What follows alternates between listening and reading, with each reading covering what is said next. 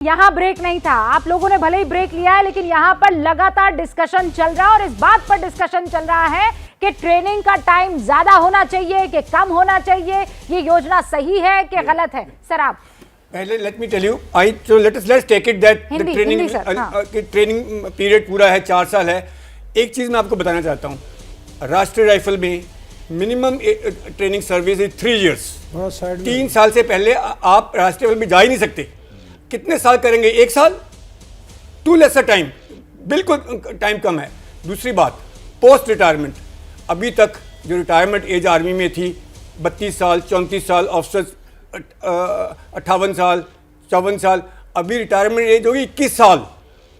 21 साल में आदमी रिटायर हो जाएगा, घर बैठेगा जाके। हर एक चीज हवा में चल रही है। सर घर मैं बताता हूँ ना, होम मिनिस्टर ये कह रहे हैं कि उनको अर्धसैनिक बल में, बैंकों में और मेरी बात, आप सीआरपीएफ की लाइन काट दोगे, बीएसएफ की लाइन काट दोगे, सब चीजें हवा में हैं। किसी ने आज तक, अभी ये जो दंगे हो रहे हैं, फसाद हो रहे हैं, 100% आज ही खत्म हो जाएंगे अगर आज लिख के देते हैं कि इन लोगों को हम लिटरली बीएसएफ और सीआरपीएफ हो ही नहीं सकता। जो चीज आज लिख दीजिए। आपने एक बंदे को 4 साल ट्रेनिंग किया है, उसके बाद में 4 साल ट्रेनिंग करने के बाद उसको बाहर छोड़ देंगे?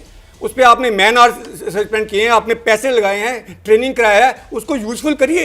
सीआरपी में लीजिए। आप ये कह रहे हैं बोलने से कुछ नहीं होगा, बयान से नहीं, आप लिख में दीजिए, गिव इट इन राइटिंग। शाम को खत्म हो जाएंगे दंगे, 100% खत्म हो जाएंगे और ये दंगे शांत हो जाएंगे। ये बहुत इंपॉर्टेंट चीज है, क्योंकि जब तक उसको श्योरिटी नहीं मिलेगी तब तक कॉन्फिडेंस नहीं आएगा। और आपसे अभी पत्थरबाज तो काबू नहीं हो रहे, फिर ये अग्निवीर सड़कों पे आ जाएंगे तो पुलिस वालों को चाटे मार मार के उनकी राइफलें छीन लेंगे। इतना, ये तो वो लोग होंगे, 21 साल 22 साल का लड़का है तो हवा रोक देगा। इतनी जबरदस्त ट्रेनिंग और इतना उसमें जोश और जज्बा होगा, वो तो हवा रोकने की काबिलियत रखता है। और वो ये पुलिस वाले रोक पाएंगे जो अभी पत्थरबाज नहीं रोक पाते। इतनी सारी ट्रेनें चल रही हैं, तो ये चीज ध्यान में रखिए कि एक बहुत बड़ा इशू भी बनेगा देश के लिए। तो इनको श्योरिटी देनी बहुत जरूरी है, इनको श्योरिटी देनी जरूरी है। इसका मतलब ये है कि आप एक आदमी को प्राइम करके सड़कों पे ऐसे नहीं छोड़ देंगे। रूबिका, 1 मिनट, आपको उसको एक दिशा देनी पड़ेगी, उसको भरोसा देना पड़ेगा। Most dangerous person in the street is jobless chap. Trained jobless chap is the most dangerous chap in the अरे पर जनरल शंकर, और अगर ये स्कीम इतनी अच्छी है तो इसको सीआरपी में लागू करिए, रेलवे में लागू करिए, इसको सेंट्रल गवर्नमेंट की सारी सर्विसेज में अग्निवीर लागू करिए। जनरल बिशंबर दयाल, सुनिए ना, अभी जनरल शंकर प्रसाद ये कह रहे थे कि फौज के पास अगर कोई चैलेंज आया है तो वो पूरा करेगी, नो इफ नो बट। क्या जनरल शंकर प्रसाद जो कह रहे हैं आप उनसे एग्री नहीं करते? देखिए, मैं बिल्कुल एग्री करता हूं, फौज हर चैलेंज को पार कर लेती है, आई एग्री विद हिम, पर उसकी स्ट्रेंथ पे जनरल शंकर और जे एग्री करेंगे। भारतीय सेना का सैनिक जवान भारतीय सेना की सबसे बड़ी स्ट्रेंथ है। They are our winners, they are मैं बोल चुका हूं, हमारे ब्रह्मास्त्र हैं, ना कि हमारी टेक्नोलॉजी है। अगर वो 50% इस स्कीम के तहत 2030 तक 50% फौज, मतलब कि जवान पूरे के पूरे, मतलब आज फौज के अंदर जवान मेरे ख्याल में 5 लाख कुछ जवान हैं, जो कि लांस नायक नहीं, जवान है 5 लाख। उस 5 लाख में से अगर 25% सिर्फ परमानेंट होंगे, 75% लोग 2-2.5 साल की नौकरी पे होंगे। सर, T-90 टैंक हमारा जवान चलाता है और उसको ऑपरेट करता है, R1 रिपेयर करता है, जो कि रशिया के अंदर 5 साल प्रॉपर ट्रेनिंग करके लेफ्टिनेंट मैन करता है। एंड पूरी की पूरी रशियन मैकेनाइज्ड फोर्सेस का क्रू, ऑफिसर क्रू है, परमानेंट है, कोई कॉन्स्क्रिप्ट नहीं है। इधर हमारा जवान, हम उसको ट्रेन करते हैं, तो फौज कमजोर होगी, मानो इस बात को। दूसरी बात मैं जो कहना चाहता हूं, कहां लाइन लगी है? सीआरपीएफ, बीएसएफ, हम लोग, मैं 7 साल से सामाजिक काम कर रहा हूं, लाइन ही लगी है सर। हरियाणा पुलिस में जाके देखियो, लाइन है। ये कहां से उसको घुसा देंगे 2 साल के बाद? और जहां तक शॉर्ट सर्विस कमीशन की बात थी, हमें नौकरियां नहीं मिल रही थी बाहर, लोग बैंकों में गए, इधर उधर गए, कोई सरकार का प्रॉमिस नहीं चला। और असली 5 से 10 साल पे आए ना सर, 10 से 14 पे आ गए सर। विमेन कमीशन भी ऐसे हुआ ना सर, एक जो जिस रास्ते पर जा चुके हो और उस रास्ते पर आपको ठोकरें मिली है, क्यों उस रास्ते को दोबारा चला रहे हो? ये जवान है, 17 साल का लड़का है, इसकी बात सोच समझने की कोशिश करो। जनरल विशंबर दयाल, तो आप यह क्या कह रहे हैं कि हम जैसे हैं वैसे ही उस जगह नहीं, पर बैठे उसमें अगर हम अंदर अपने अंदर कुछ देखो, हमारी प्रॉब्लम एक है, सुरक्षा दो चीजों से चलती है सर। जवान आज से 1000 साल पहले भी सीजर की फौज में भी यही था, जवान और टेक्नोलॉजी, या मतलब हथियार। वो तलवार रखता था, जवान भी खरीदता था। जवान भारत में बहुत है, आप भर दो, जितने मर्जी भर्ती कर लो। आपको टेक्नोलॉजी के लिए पैसा चाहिए, उस टेक्नोलॉजी को पैसे चाहिए। ये तरीका ठीक नहीं है कि उनको पेंशन के कारण निकाल दो। तरीका ठीक नहीं। टेक्नोलॉजी फंड्स लाओ, मॉडर्न सिस्टम में। मैं भी ये कहता हूँ, सच्चाई है कि पैसा चाहिए मॉडर्नाइजेशन के लिए। इंडियन आर्मी को पैसा चाहिए, इंडियन आर्मी मॉडर्नाइज होनी जरूरी है, मगर ये पैसा, इसका तरीका ये मुझे नहीं लगता बिल्कुल ठीक है। ये सच्चाई है कि अगर कोई सेंटर ऑफ ग्रेविटी फौज का है तो वो फौज का सिपाही है, फौज का जवान है। देखो 1962 की लड़ाई में भी भारत की फौज बहुत अच्छा लड़ी, भारत के जवानों ने आपको लेट डाउन नहीं किया। वो अलग बात है, हमारे पास वेपन इक्विपमेंट नहीं थे। 1965, 1971, 1999 हमारा भारत का जवान, हमारा जूनियर लीडर ने बहुत अच्छा काम किया। तो उसको कमजोर ना करें, कहीं ना कहीं उसको क्वेश्चन मार्क ना करें। ये 4 साल के जो अग्निवीर हैं, ये आपके लिए एक और हम क्या करें, जो पहले अग्निवीर नहीं थे, आज अग्निवीर आ गए। जो अब तक गाय बेचारे शहीद हुए, वो अग्निवीर नहीं थे, वो क्या पत्थरवीर थे? कैसी बातें करते हो आप लोग? सच्चाई है कि उसको आप सब कुछ दें और उसको एक विश्वास दिलाएं कि अगर आप रिटायर होंगे तो आपका ध्यान दिया जाएगा। कर्नल दानवीर, भरोसा दे दीजिए, भरोसा दिलाओ। कहां से आएगा? सरकार देगी ना भरोसा, गवर्नमेंट को दिलाना चाहिए। Okay, all right, sir, just give a moment, sir. There are 260 battalions of CRPF. बिल्कुल। There are 200 battalions of BSF. There are 6 lakhs people there. Induction करो, आसान है। बिल्कुल, do it up. आप कर सकते हैं, आप ये कहना ना, ठीक है, ठीक है, ठीक है। अरे उनमें लगा दो, जनरल प्रसाद और जनरल भाई, सिंह, जनरल प्रसाद, जनरल सिंह, लेकिन रेलवे में लगाओ, रेलवे में लगाओ, आपकी हमें बात क्यों नहीं सुन कमजोर रहे कर रहे हो? मैं ये कह रही हूँ, स्टेट गवर्नमेंट के जनरल पुलिस से बात कर दो। सुनिए ना सर, मैं ये कह रही हूँ जनरल प्रसाद, अब मैं आपका रुख कर रही हूँ। तो तीनों सेना के मुखिया जब ये कह रहे हैं कि ये बहुत ही शानदार पहल है और वो सारी भ्रांतियों को दूर कर रहे हैं, यहाँ एक्स सर्विसमैन बैठे हैं जो ये कह रहे हैं कि नहीं भाई, इसमें इतना मीटर की दूरी है, इसमें ये खामी है, इसका ये रंग होना चाहिए था, इसकी ये कद होनी चाहिए थी। जनरल प्रसाद, देखिए आपने 3 अफसरों का कितना जोश देख लिया। अभी भारत सेना का यही जोश है। अब देखिए मैं आपको असली बात बताता हूँ, इस पर यूनिट में क्या फर्क पड़ेगा। जैसे सब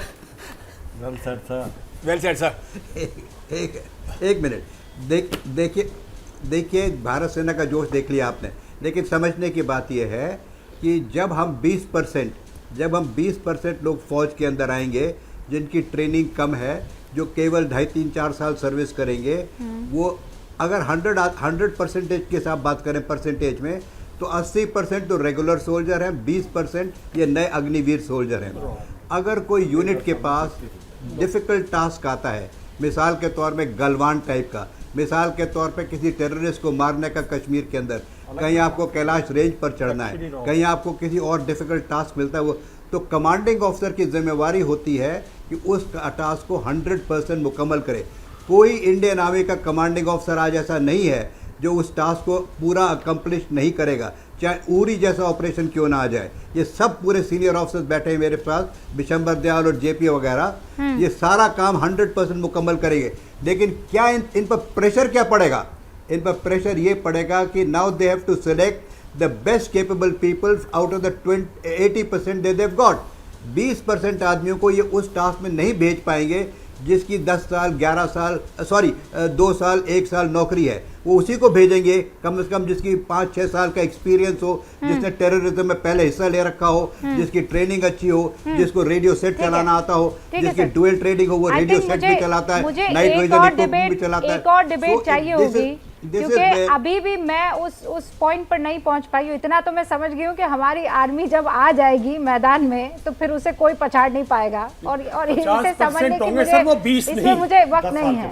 हाँ, लेकिन एक और मैं आप लोगों से वादा लेना चाहती हूँ कि एक बार ये पैनल दोबारा बैठेगा। Sir I am really sorry, मेरे पास वक्त की कमी है और मैं माफी के साथ रुक रही हूँ, लेकिन ये वादा है कि दोबारा इस पैनल के साथ मैं बैठूंगी, क्योंकि चर्चा थोड़ी लंबी होना जरूरी है।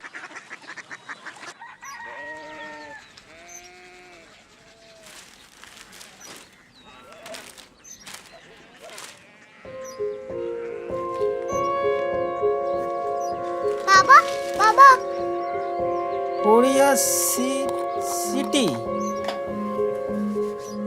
जानी ना।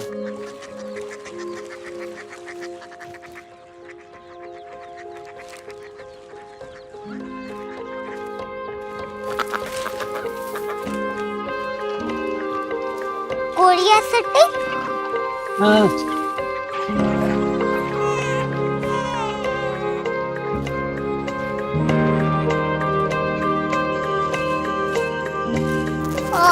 कोरिया सिटी कहाँ पे है?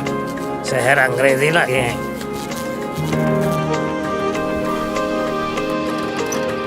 कोरिया सिटी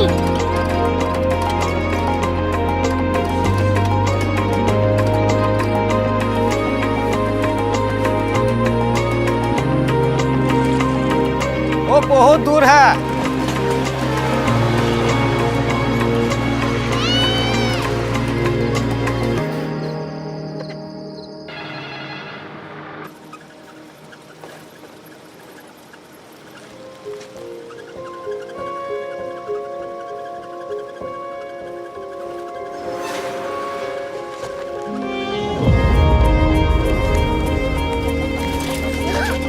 कोरिया सिटी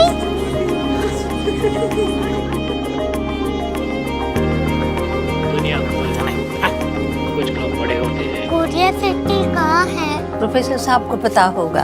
हो ये छोटा वाला ग्लोब लगता है, और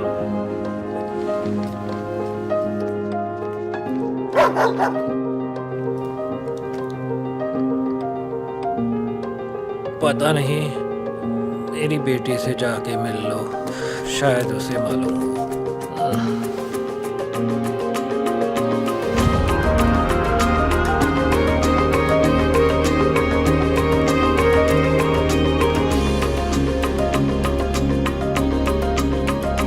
हाय, बाबा ने भेजा है। Come here. Korea city Korea city नहीं, क्यूरियोसिटी। वो क्या? That's what brought you here? जो तुम्हें यहाँ तक ले आया। क्यूरियोसिटी